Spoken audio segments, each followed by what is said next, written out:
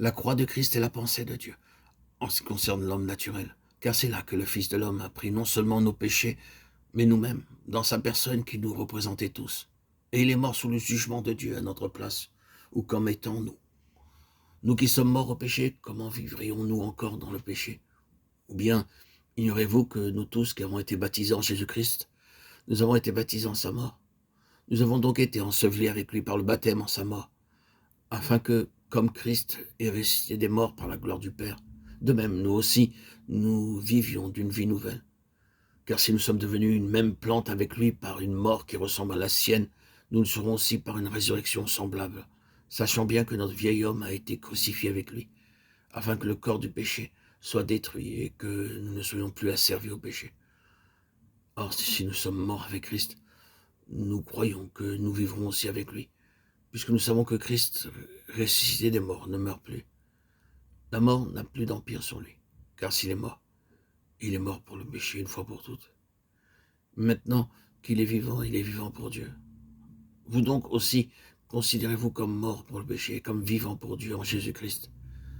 Que le péché ne règne donc point dans votre corps mortel et n'obéissez pas à ses convoitises. Romains 6, 2, 12. Ayant été ensevelis avec lui par le baptême, vous êtes aussi ressuscités avec lui par la foi en la puissance de Dieu, qui l'a ressuscité des morts. Colossiens 2, 12. Car l'amour de Christ nous possède, et nous estimons que si un seul est mort pour tous, tous sont donc morts, et qu'il est mort pour tous, afin que ceux qui vivent ne vivent plus pour eux-mêmes, mais pour celui qui est mort et est ressuscité pour eux. 2 Corinthiens 5, 14, 15. La croix jette son reflet en arrière jusqu'à l'heure du péché d'Adam. C'est parce qu'ils ne réalisent pas de manière complète ou suffisante la signification de la croix que beaucoup de chrétiens sont charnels ou s'efforcent de vivre pour Dieu par eux-mêmes. Cela touche à la racine de toute faiblesse ou de toute pauvreté, toujours présente dans la vie spirituelle. On trouve beaucoup de prières pour le réveil et beaucoup d'efforts pour l'approfondissement de la vie spirituelle. La seule réponse à cela, c'est une nouvelle connaissance de la croix, non seulement en ce qui concerne les péchés, et pour avoir une vie de victoire sur eux, mais pour voir Christ qui a supplanté l'homme naturel.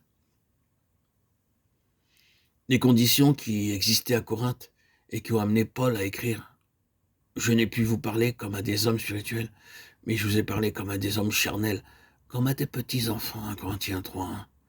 Ce qui n'aurait pas dû être ont été expliqués dans l'introduction de sa première lettre, chapitre 1er et 2, et montrés nécessaires parce qu'ils vivaient tellement sur la base de leur homme psychique, naturel, charnel, et son seul remède a été Jésus-Christ et Jésus-Christ crucifié.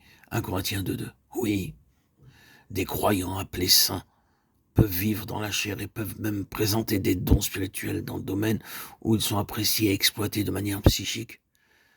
C'est ce qui doit nous rendre très sobres et très sérieux lorsque nous reconnaissons que ce qui est appelé le baptême du Saint-Esprit, avec les langues et les autres dons qui l'accompagnent, n'implique pas nécessairement la connaissance des choses essentielles dans la vie spirituelle. C'est pourquoi Paul doit enseigner à ceux qui avaient fait de telles expériences la signification réelle du baptême, de la croix, de la table du Seigneur, du corps de Christ et de l'esprit des fils. La révélation est quelque chose de plus que les dons ou les expériences. La manifestation des dons n'est pas une marque de maturité spirituelle, c'est souvent l'opposé. C'est ici qu'est le piège le plus subtil de Satan. L'erreur que l'on fait en considérant de tels dons comme une preuve de spiritualité profonde et réelle donne à l'ennemi la possibilité de conduire les enfants de Dieu les plus sincères dans une expérience fausse. La croix, profondément appliquée à l'homme naturel, est la seule base sûre qui nous préserve de voir, dans les choses purement psychiques, une imitation apparemment merveilleuse de ce qui est spirituel.